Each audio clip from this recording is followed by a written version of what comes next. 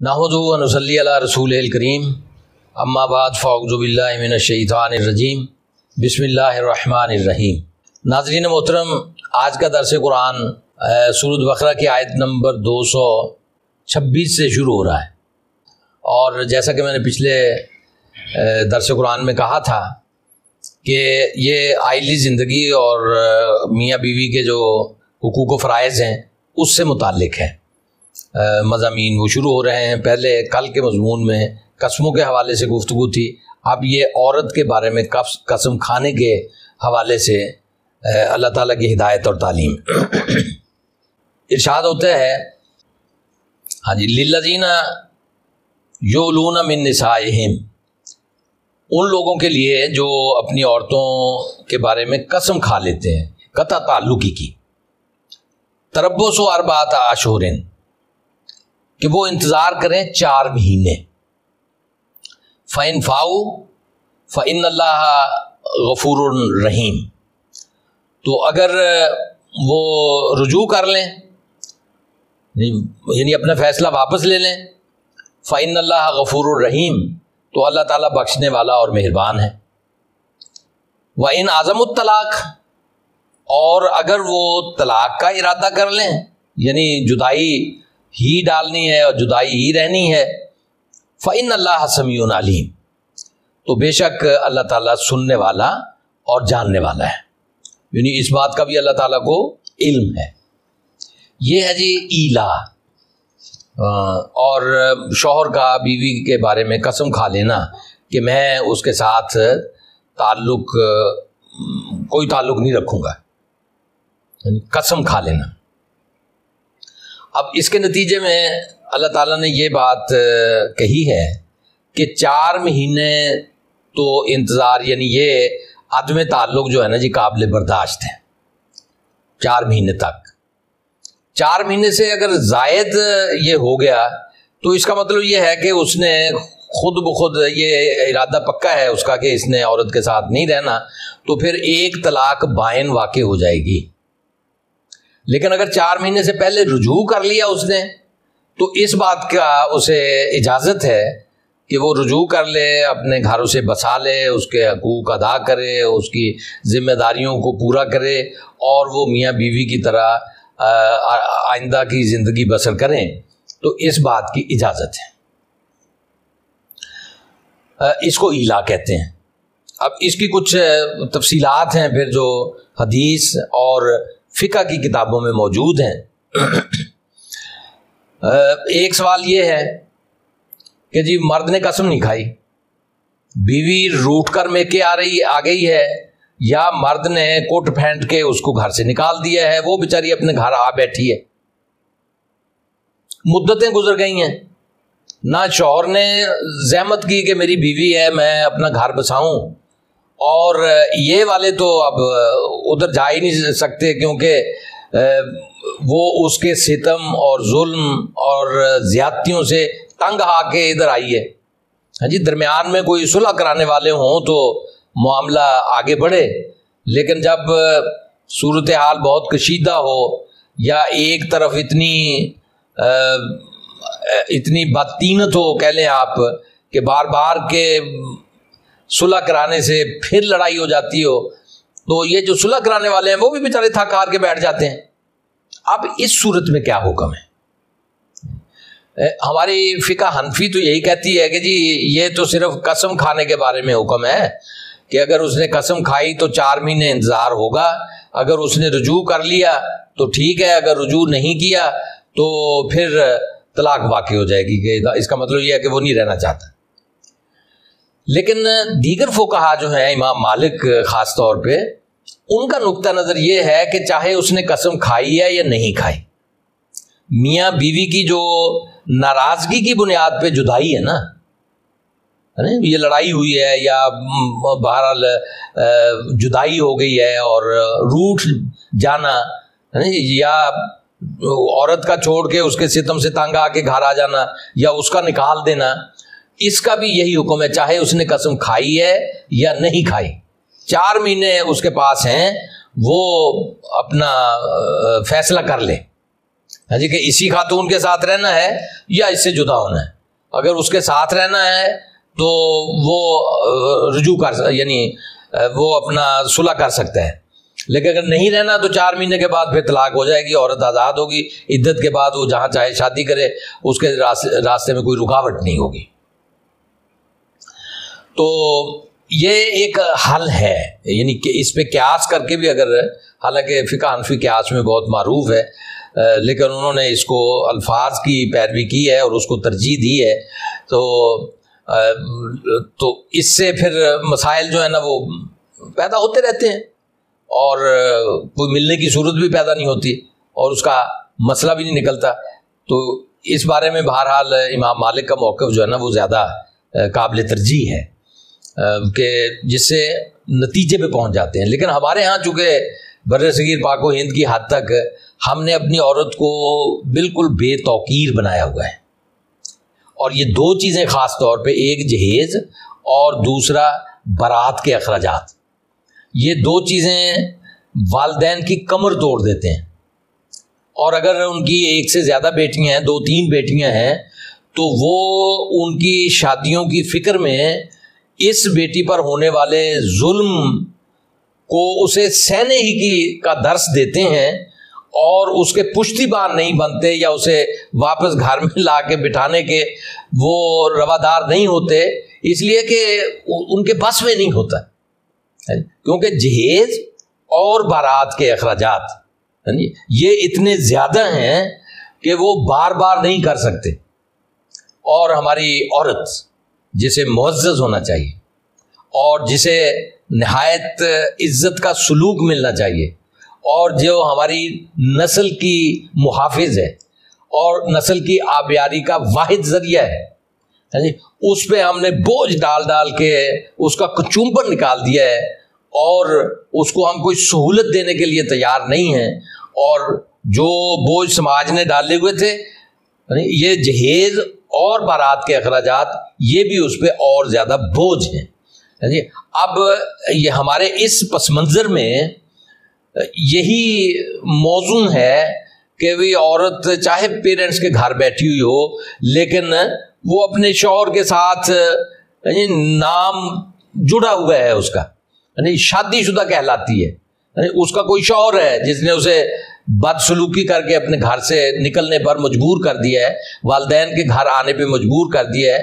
تو یہ ہماری زندگی کے حادثات ہیں، ہماری زندگی کی، ہمارے سماج کی زندگی کی الجھنیں ہیں. اس کو ہم نے ایڈریس ہی نہیں کیا.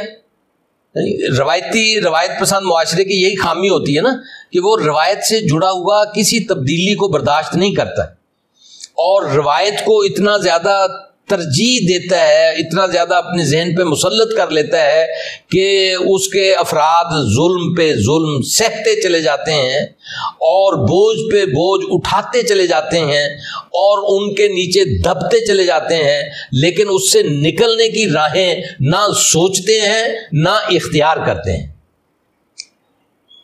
تو یہ روایتی معاشرہ ہمارا اس وجہ سے مسائل کا شکار ہے. ہم سارے کے سارے اس وجہ سے مسائل کا شکار ہیں. ہمارے سوچنے سمجھنے والے لوگوں کو سوچنا بھی چاہیے، غور بھی کرنا چاہیے اور ان مسائل سے نکالنے کے لیے لائحہ عمل بھی تجویز کرنا چاہیے. تو یہ ایلا کے کچھ مسائل ہو گئے کہ 4 مہینے تک آپ انتظار کریں. 4 مہینے اگر گزر جائیں تو اس کا مطلب یہ ہے کہ آپ طلاق دینے کے لیے تیار ہیں، آمادہ ہیں. آپ یعنی ان کے ساتھ رہنے کے لیے آمادہ نہیں ہیں تو پھر اس کو فارغ کریں. قرآن مجید نے اس کو فارغ، وہ 1 طلاق بائن ہو گئی، واقع ہو گئی اور عدت گزارنے کے بعد وہ اپنا نئی زندگی شروع کر سکتی ہے. عرب کے اندر تو عورت کے لیے نئی زندگی بڑی آسان ہے کیونکہ اس کی دوسری شادی ہونا بھی کوئی مسئلہ نہیں ہے.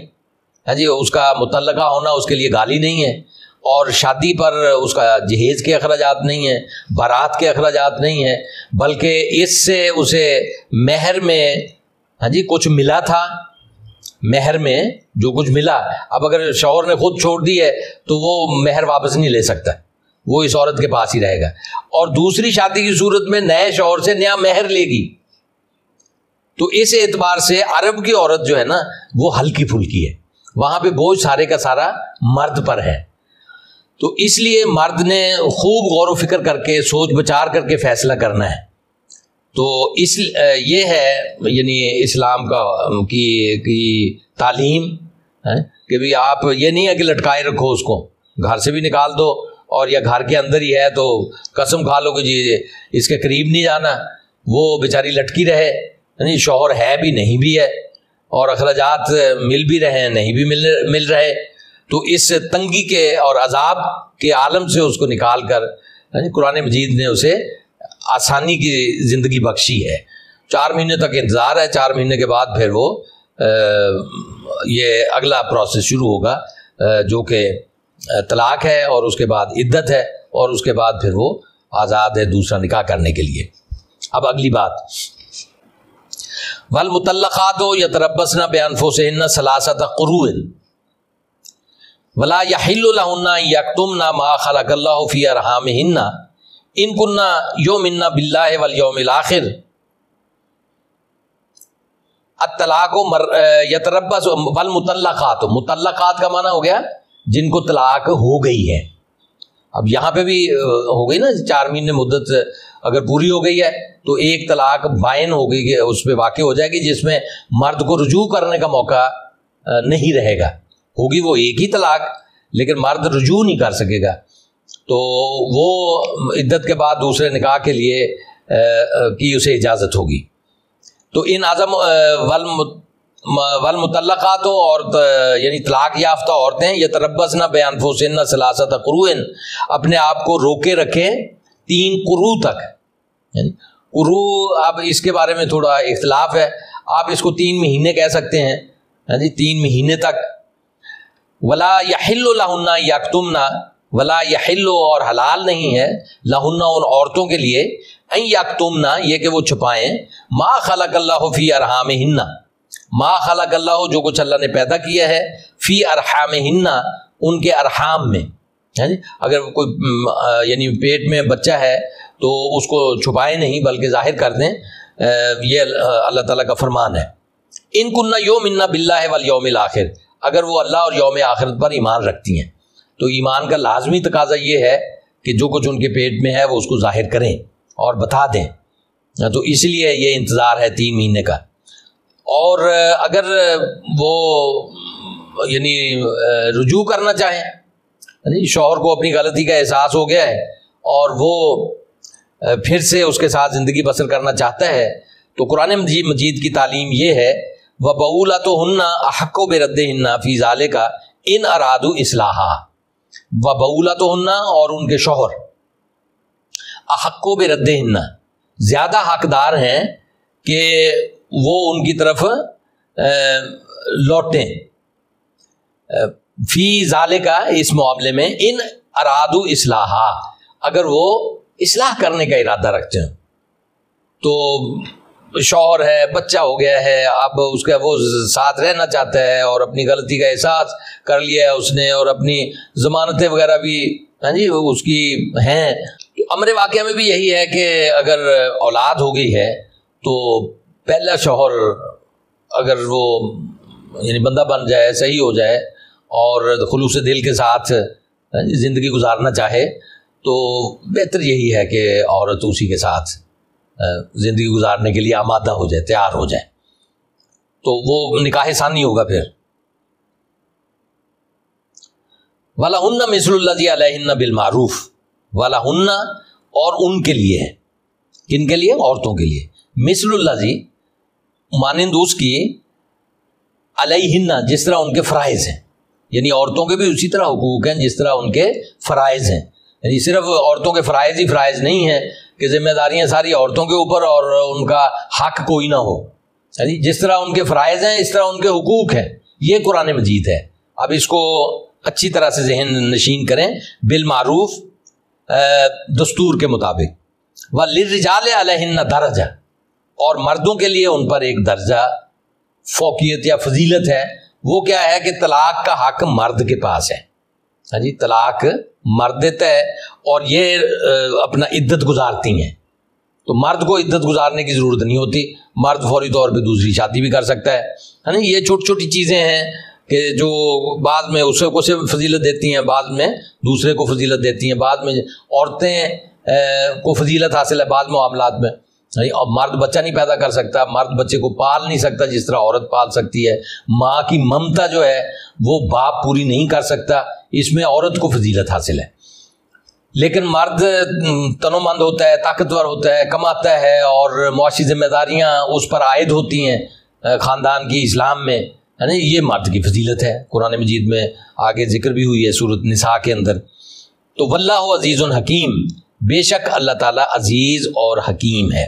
اب 3 مقامات آئے ہیں جی، یعنی پہلے تو کہا نا ہن لباس لکم وانتم لباس لہن، اور دوسرا زوج کہا، اور یہ ازواج ہیں دونوں، عورت اور مرد یہ کیا ہیں؟ زوج، اور جمع ہو گیا ازواج. اور تیسری بات یہ ہے لہن مثل الذی علیہن بالمعروف، ان کے لیے اسی طرح سے حقوق ہیں جس طرح ان کے فرائض ہیں. یعنی کیا مطلب ہوا کہ یہ جو میاں بیوی کا رشتہ ہے یہ حقوق و فرائض پر مبنی رشتہ ہے. مرد کے حقوق ہیں تو عورت کے فرائض ہیں، عورت کے حقوق ہیں وہ مرد کے فرائض ہیں. حقوق و فرائض پر مبنی رشتہ ہے، اور اس کی تفصیل موجود ہے قرآن مجید میں. یہ جو ہمارے ہاں معروف مجموعہ ہو گیا ہے نا، مشہور ہو گیا، اور شوہر مجازی خدا ہوتا ہے. کوئی مجازی خدا نہیں ہوتا، بلکہ حقوق و فرائض پر مبنی رشتہ ہے. مجازی خدا سے تو آپ کچھ بھی مانگ نہیں سکتے اپنے حق کے طور پر. تو یہ یہاں کی ہندو کلچر کی روایت ہے جو مسلمانوں نے وہیں سے لی ہے اور اس کو اختیار کر لیا ہے، اور ایک حدیث کا سہارا لیا ہے. یعنی جو چیزیں ہم نے بنانی ہوتی ہے نا، وہ کسی نہ کسی حدیث کے ٹوٹے سے وہ نکال کر اس کو عام کر لیتے ہیں پھر. جی تو اس لیے مجازی خدا نہیں ہے مرد شوہر اسلام میں، بلکہ حقوق و فرائض پر مبنی رشتہ ہے. مرد کے فرائض ہیں وہ عورت کے حقوق ہیں، عورت کے فرائض ہیں وہ مرد کے حقوق ہیں، اور دونوں پر لازم ہے کہ وہ اپنے فرض ادا کریں. شوہر اپنے فرض ادا کرے، بیوی اپنے فرض ادا کرے. پہلے میں نے ذکر کیا ہے اس کا کہ بیوی کی کمائی میں شوہر کا کوئی حق نہیں ہے. البتہ شوہر کی کمائی میں بیوی کا حق ہے. وہ نکاح جو آپ کرتے ہیں اس کے اندر خود بخود طے ہوتا ہے کہ شوہر کے کمائی میں عورت کا حق ہے. یہ سورۃ نساء کی جو آیت جہاں رجال قوامون علی النساء، یعنی مرد کو برتر ہونے کا شوق تو بہت ہے، لیکن وہ فرائض ہیں بما بسبب اس کے کہ وہ اپنا مال خرچ کرتا ہے. تو مال کا خرچ کرنا اسے فضیلت دلاتا ہے. لیکن اگر بیوی کماتی ہے اور وہ لے کے آتی ہے اور مرد اس پر قبضہ کر دیتا ہے تو مرد ظالم ہے، کیونکہ وہ اس کے حق پر قبضہ کر رہا ہے. اس کی کوئی گنجائش نہیں ہے اسلام میں. تو یہ ہمارا جو سماج ہے جو ہندو کلچر سے بہت زیادہ متاثر ہے، اور جس نے عورت کو بہت ہی زیادہ دبا کے رکھا ہوا ہے اور محرومیاں ساری کی ساری عورت کی طرف منتقل کی ہوئی ہیں، اور اس کی وجہ سے بے سکونی، بے اطمینانی، پریشانی وہ گلے ڈالی ہوئی ہے. تو اس سے ہمیں جتنی جلدی ہم جان چھڑا لیں اتنا ہی ہمارے حق میں بہتر ہوگا، اور ہم قرآن مجید کے راستے کی طرف آئیں. ہاں جی، وہ معزز تھے زمانے میں مسلمان ہو کر، اور تم خوار ہوئے تارک قرآن ہو کر. تو یہ چیزیں ہیں جو ہم نے قرآن مجید کی ترک کی ہوئی ہیں، اور اپنی مرضی کا سماج بنا کر اس کے تابع رہ کر زندگی بسر کر رہے ہیں. تو قرآن کی طرف آئیے اور نجات پائیے. وآخر دعوانا ان الحمد للہ رب العالمین.